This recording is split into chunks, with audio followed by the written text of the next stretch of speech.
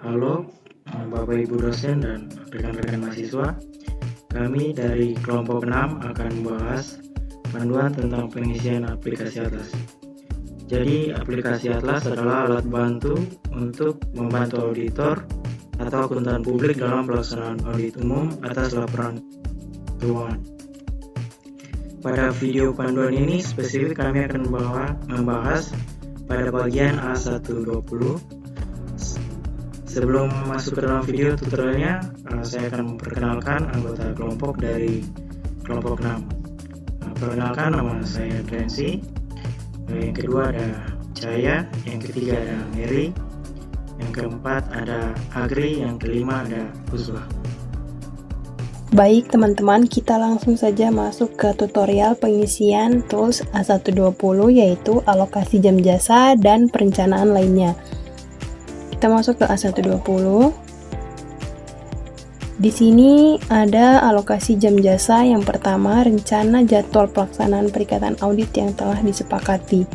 Di sini ada kolom yang harus kita isi. Namun sebelum itu kita harus membaca soal yang telah diberikan. Soalnya adalah KAP membuat perencanaan alokasi waktu dan tim yang akan digunakan di klien. EKCR perlu dilakukan dengan pertimbangan klien ini merupakan klien pertama dengan opini sebelumnya adalah WDP.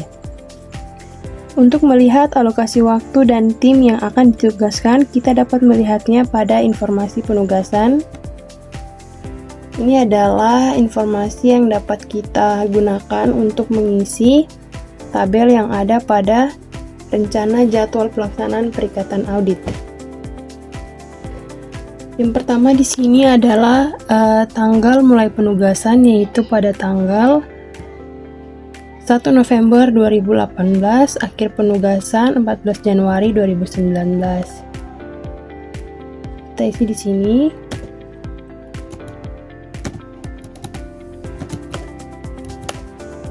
Pastikan angkanya 1 November 2018.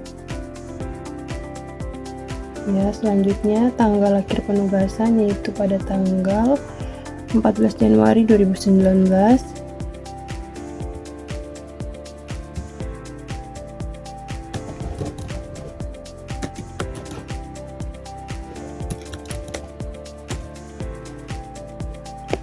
Didapatkan hasil 74. Teman-teman, 74 ini didapat dari selisih antara tanggal mulai penugasan dengan tanggal akhir penugasan. Didapatkan jumlah hari sebanyak 74 hari. Selanjutnya kita mengisi jumlah hari libur untuk Sabtu dan Minggu. Untuk jumlah hari libur Sabtu dan Minggu adalah 17 hari. Selanjutnya jumlah hari libur lain.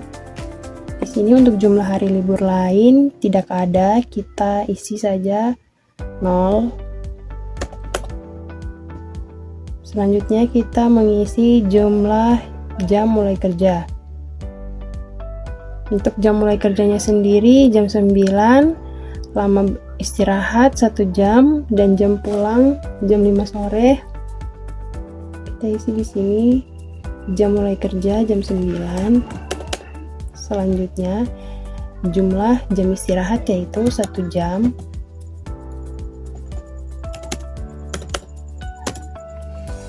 Dan yang terakhir adalah jam pulang.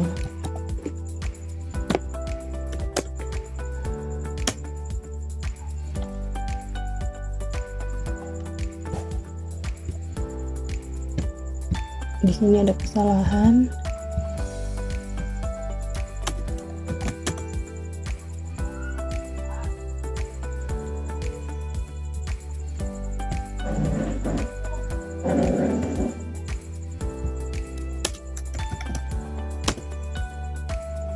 Oke, sudah. Di sini untuk jumlah hari efektif adalah 57. 57 ini didapat dari jumlah hari dikurangi jumlah hari libur untuk Sabtu dan Minggu dan jumlah hari libur lain. Didapatkan hasilnya adalah 57 hari. Selanjutnya di sini adalah jumlah jam kerja efektif per hari adalah 7 jam. 7 jam ini didapat dari jumlah jam kerjanya kan jam 9 sampai dengan jam 5 sore. Total bekerja yaitu 8 jam. Namun karena ada waktu istirahat 1 jam, maka dikurangi, jadi 8 jam dikurangi 1 jam sama dengan 7 jam. Selanjutnya untuk total keseluruhan selama proses perikatan ini adalah 399. 399 ini didapat dari jumlah hari efektif yaitu 57 hari dikalikan jumlah jam kerja efektif per hari yaitu 7 jam, maka hasilnya adalah 399. Sehingga pada nomor 2 kita dapat menghitung rancangan penggunaan jam jasa dalam setiap tahap. Nah, di sini Atlas akan membagikan setiap jam kerja per tahapnya. Dan juga rancangan penggunaan jam jasa dalam setiap tahap ini otomatis diisi karena kita sudah mengisi rancangan jadwal pelaksanaan perikatan audit yang telah disepakati. Karena itu, rancangan penggunaan jam jasa dalam setiap tahapan sudah terisi otomatis dan jumlahnya adalah 399 jam kerja. Untuk ketiga, rencana alokasi jam per tim pada setiap tahapan audit. Untuk susunan tim perikatan bersumber dari A1103A. Di sini terdapat nomor, nama, dan peran dalam tim. Ada juga alokasi rencana kerja aktual yang terdiri dari total tahap perencanaan, total tahap risk response, total tahap reporting. Untuk nama dan peran dalam tim ini terisinya secara otomatis. Baik, di sini kami akan melanjutkan pada indeks A130 yaitu surat perikatan. Untuk A130 di sini ada nama KAP, nama AP, nama klien, alamat klien, tahun buku, indeks KKP, nama indeks, dan SA relevan. Pada slide berikut ini terdapat beberapa hal penting yang harus diisi pada surat perikatan. Yang pertama, tanggal yang telah disepakati, penomoran surat, penjelasan tujuan, sampai dengan perhatian khusus terhadap peraturan yang berlaku bagi klien. Di sini terdapat kolom hasil analisis, kita dapat memilih ya atau tidak berdasarkan kriteria yang diberikan. Untuk mengisi hasil analisis ini, kita dapat melihat acuannya pada modul yang telah tersedia, indeks A130. KAP ini telah membuat surat perikatan dan mengidentifikasi kelengkapannya, sehingga informasi mengenai pengisian indeks ini adalah sebagai berikut. Ini adalah hasil pengisian indeks A130. Untuk hasil analisisnya di sini semuanya memilih ya.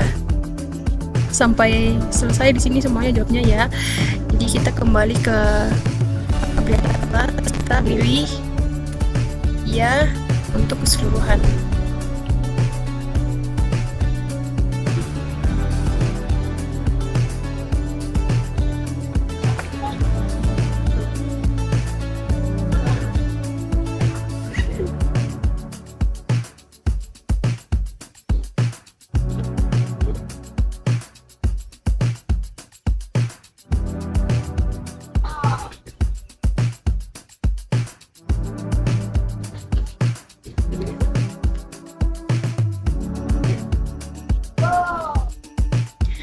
Setelah kita selesai mengisi hasil analisis, di sini kesimpulannya adalah surat perikatan telah memadai dan status KKP yaitu komplit.